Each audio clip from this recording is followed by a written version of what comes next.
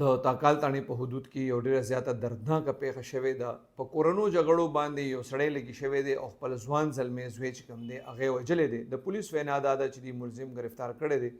دې حوالې سره د تاکال تاڼې پولیس وینا دا ده چې پرون هغې ته اطلاع میلاو شوه چې په تاکال مقدرزو خوړ غاړې سره فهیم ولد هاشم علي چې عمر یې تقریبا 28 سال دی وایي هغه قتل شوی دی.